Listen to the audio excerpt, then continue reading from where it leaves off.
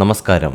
മലയാളികളുടെ പ്രിയ ഗായിക മാധുരി 8ാം ക്ലാസ്സിൽ പഠിക്കുന്ന സമയം ഒരു ദിവസം സ്കൂളിൽ നിന്ന് വന്നപ്പോൾ വീട്ടിൽ കുറച്ച് അതിഥികളെ കണ്ടു. അവർക്ക് ചായ കൊടുക്കാൻ രക്ഷിതാക്കൾ മാധുരിയോട് പറഞ്ഞു. അങ്ങനെ അവർക്ക് ചായ കൊടുത്ത മാധുരിക്ക് സുന്ദരമാൾ ആലപിച്ചൊരു കീർത്തനവും പാടേണ്ടി വന്നു. പിന്നീടാണ് മാധുരി അറിഞ്ഞത് അത് തന്റെ വിവാഹ നിശ്ചയമായിരുന്നുവെന്ന്. 18കാരനായിരുന്നു വരൻ. ഹാഫ് സാരി പോലും മാധുരി അന്നേ വരെ ഉടുത്തിട്ടില്ല.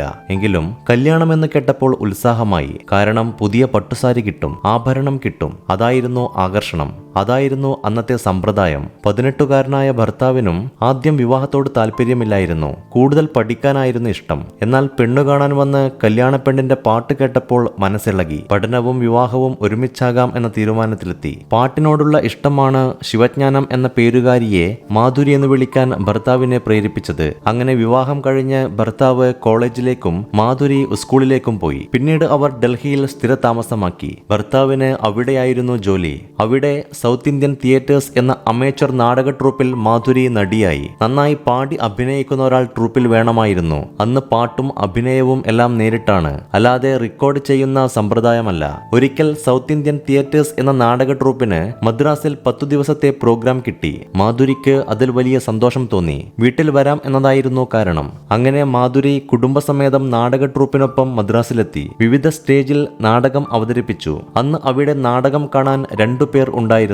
MS സുബ്ബലക്ഷ്മിയും പിന്നെ ദേവരാജൻ മാഷും. ആ നാടകത്തിൽ മാധുരി പാടിയത് കേട്ടാണ് ദേവരാജൻ മാഷ് മാധുരിയെ സിനിമയിലേക്ക് വിളിക്കുന്നത്. മാധുരിയുടേത് വ്യത്യസ്തമായ സ്വരമാണെന്ന് മാഷ് പറയുകയും ചെയ്തു. 1969 പുറത്തിറങ്ങിയ കടൽപ്പാലം എന്ന സിനിമയിൽ വയലാർ രാമവർമ്മ എഴുതി ദേവരാജൻ മാസ്റ്റർ സംഗീതം നൽകിയ കസ്തൂരി തൈലമിട്ട് മുടിമിനുക്കി മുത്തോട് മുത്തുവെച്ച വളകിലുക്കി എന്ന ഗാനത്തിലൂടെയാണ് മലയാള സിനിമ മാധുരിയുടെ ശബ്ദം കേൾക്കുന്നത്. അതേ വർഷം തന്നെ പുറത്തുവന്ന കുമാരസംഭവം എന്ന സിനിമയിലെ പ്രിയ സഖി ഗംഗെ പറയൂ പ്രിയമാനസൻ എവിടെ എന്ന ഗാനവും മാധുരിയാണ് ആലപിച്ചത്. ONV കുറുപ്പിന്റെ വരികൾക്ക് ദേവരാജൻ മാസ്റ്ററായിരുന്നു സംഗീതം. ഈ 2 പാട്ടുകളും ഹിറ്റായി മാറിയതോടെ മലയാളത്തിലെ മുൻനിര ഗായികമാരിൽ ഒരാളായി മാറുകയായിരുന്നു മാധുരി. കസ്തൂരി തൈലമിട്ട് എന്ന പാട്ട് പാടിയ ആ അനുഭവം ഒരു അഭിമുഖത്തിൽ മാധുരി ഇങ്ങനെയാണ് ഓർത്തത്. വുഡ്ലാൻഡ്സ് ഹോട്ടലിലാണ് ദേവരാജൻ മാഷ് അന്ന് താമസിക്കുന്നത്. വയലാറുമുണ്ട്. പാട്ട് പറഞ്ഞു തരികയല്ല, പഠിപ്പിച്ചു തരികയാണ് അദ്ദേഹം ചെയ്യുന്നത്. എന്നിട്ട് മാഷ് പറഞ്ഞു, നമ്മൾ എന്ത് ചെയ്താലും അത് എല്ലാവർക്കും ഇഷ്ടപ്പെടണം. നിങ്ങളുടെ പാട്ട് കേൾക്കുന്നവർക്ക് ഇഷ്ടപ്പെടണം, സംവിധായകന് ഇഷ്ടപ്പെടണം, നിർമ്മാതാവിന് ഇഷ്ടപ്പെടണം. മാത്രമല്ല നിർമ്മാതാവിന് പൈസ തിരിച്ചു കിട്ടുകയും വേണം. അങ്ങനെ ഒരുപാട് ഘടകങ്ങൾ സിനിമയിലുണ്ട്. പാടുന്നതിന് മുമ്പ് അതൊക്കെ ഓർക്കണം. ദേവരാജൻ മാസ്റ്ററുടെ പ്രിയ ഗായികയാണ് മാധുരി എന്നാണ് സിനിമാ ലോകം എന്നും പറഞ്ഞുകൊണ്ടിരുന്നത്. അതിനും മാധുരി ഒരിക്കൽ ഉത്തരം തരികയുണ്ടായി. മാഷിന് ഇഷ്ടമുള്ള ഗായിക സുശീലാമ്മയായിരുന്നു എന്ന് എനിക്ക് പലപ്പോഴും തോന്നിയിട്ടുണ്ട്. പലപ്പോഴും മാഷ് സുശീലാമ്മയെ നോക്കി പഠിക്കൂ എന്നൊക്കെ പറയുമായിരുന്നു. മാഷിനെ എല്ലാവർക്കും പേടിയായിരുന്നു. ആരുടെ മുഖത്തു നോക്കിയും പറയാനുള്ളത് മാഷ് പറയും. സംഗീതമല്ലാതെ മറ്റൊന്നും മാഷിനെ സ്വാധീനിച്ചിട്ടില്ല. സംഗീതത്തിൽ ഒരു വിട്ടുവീഴ്ചയ്ക്കും മാഷ് തയ്യാറായിരുന്നില്ല. എനിക്ക് ദേവരാജൻ മാഷ് ദൈവമായിരുന്നു. എല്ലാ ദിവസവും രാവിലെ അദ്ദേഹത്തിന്റെ ചിത്രത്തിനു മുമ്പിൽ തൊഴുതുകൊണ്ടാണ് എന്റെ ഒരു ദിവസം ആരംഭിക്കുന്നത്. പാട്ടു പാടുന്നതിനു മുമ്പും ഞാൻ അദ്ദേഹത്തിന്റെ പാദങ്ങളിൽ മനസ്സുകൊണ്ട് നമസ്കരിക്കും. ആദ്യം അദ്ദേഹം എന്നോട് പറഞ്ഞത്, ശബ്ദം കൊള്ളാം, പക്ഷെ അതുകൊണ്ട് കാര്യമില്ല, മലയാളം പഠിക്കണം, പഠിച്ചിട്ട് വന്നാൽ നോക്കാം, ഉറപ്പ് പറയുന്നില്ല എന്നൊക്കെയാണ്. 6 മാസത്തെ സമയം തന്നു. അതിനുള്ളിൽ ഞാൻ എന്റെ സുഹൃത്ത് ശ്യാമ നായരിൽ നിന്ന് മലയാളം പഠിച്ചു.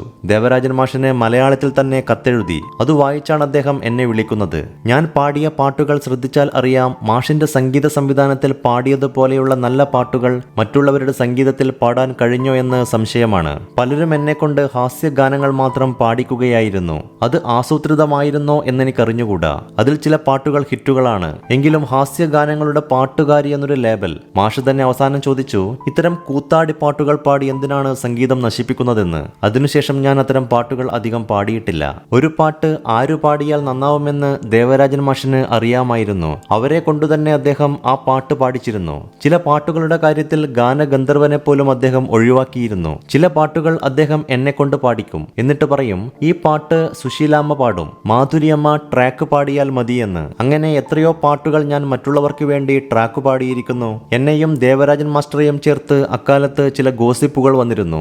ആരെങ്കിലും എന്തെങ്കിലും എഴുതിയാൽ മറ്റുള്ളവർക്ക് അത് വിശ്വസിച്ചേ മതിയാവൂ എന്ന അവസ്ഥയായിരുന്നല്ലോ അന്ന്. മറ്റു ചിലരുടെ സംഗീതത്തിൽ ഞാൻ ഹാസ്യഗാനങ്ങൾ തുടർച്ചയായി പാടിയപ്പോൾ ദേവരാജൻ മാഷ് എന്റെ ഭർത്താവിനെ വിളിച്ചു പറഞ്ഞു, എന്നെ കൊണ്ട് തന്നെ നിങ്ങൾക്ക് കുറെ ചീത്തപ്പേരുണ്ട്, ഇനി പാട്ടുപാടിയും ചീത്തപ്പേരുണ്ടാക്കണോ?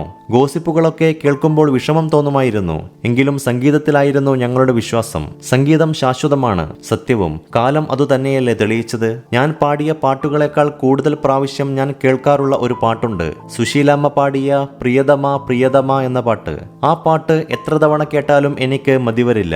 ഒരുപക്ഷെ സുശീലാമ്മ പാടിയതുപോലെ മനോഹരമായി ആ പാട്ട് പാടാൻ എനിക്ക് കഴിയുമായിരുന്നു എന്ന് തന്നെ സംശയമാണ്. ഞാൻ പാടിയ ഒട്ടുമിക്ക പാട്ടുകളും എനിക്ക് വളരെ ഇഷ്ടമാണ്. മാത്രമല്ല ഓരോ പാട്ടിലും പാടുന്നവരുടെ മുദ്രയുണ്ടാകും. പൊക്കിൽക്കൊടി പോലെയാണത്, ഒരിക്കലും മായില്ല. എങ്കിലും ഇന്നെനിക്ക് പൊട്ടുകുത്താൻ പ്രിയസഖി ഗംഗെ പറയൂ, ചന്ദ്രകളഭം ചാർത്തിയുറങ്ങും തീരം, പ്രാണനാഥൻ എനിക്കു നൽകിയ ഭൂമിയെ സ്നേഹിച്ച, ഇതൊക്കെ എനിക്കിഷ്ടപ്പെട്ട ഗാനങ്ങളാണ്. ഗാനഗന്ധർവൻ യേശുദാസിനെ ആദ്യമായി കണ്ട അനുഭവം മാധുരി ഒരിക്കൽ ഒരു അഭിമുഖത്തിൽ പങ്കുവയ്ക്കുകയുണ്ടായി. ഡൽഹിയിൽ താമസിക്കുന്ന കാലത്താണ് ഞാൻ ദാസേട്ടനെ ആദ്യമായി കാണുന്നത്. ഒരു കൂട്ടുകാരിയാണ് പറഞ്ഞത് മലയാളത്തിലെ യേശുദാസ് എന്ന ഗായകൻ ഒരു ഗന്ധർവ ജന്മമാണെന്ന്. അദ്ദേഹം ഡൽഹിയിൽ ആദ്യമായി ഗാനമേളയ്ക്ക് വരുന്നു, പോയി കാണണം. അങ്ങനെ ഞങ്ങൾ സകുടുംബം ദാസേട്ടനെ കാണാൻ പോയി. ദൂരെ നിന്ന് കണ്ടതേയുള്ളൂ. പാട്ട് കേട്ടപ്പോൾ ഞാൻ പ്രാർത്ഥിച്ചു, ഒരു പാട്ട് എന്നെങ്കിലും ഇദ്ദേഹത്തോടൊപ്പം പാടാനുള്ള അവസരം ഉണ്ടാക്കി തരണമേ ദൈവമേ എന്ന്. ദൈവം എന്റെ പ്രാർത്ഥന കേട്ടു. നൂറുകണക്കിന് പാട്ടുകൾ ഒരുമിച്ചു പാടി. ഒരു കുടുംബത്തിലെ അംഗങ്ങളെ പോലെ കഴിഞ്ഞു. പുറമെ ഗൗരവക്കാരനാണെങ്കിലും ഉള്ളിൽ നിറയെ സ്നേഹവും കരുതലുമുണ്ട്. റിഹേഴ്സൽ ക്യാമ്പിൽ ഏറ്റവും കൂടുതൽ തമാശ പറയുന്നത് ദാസേട്ടനായിരുന്നു. അങ്ങനെ കളിച്ചു ചിരിച്ചു നടക്കുന്ന ദാസേട്ടനെ പുറത്തെങ്ങും കാണാൻ കഴിയില്ല.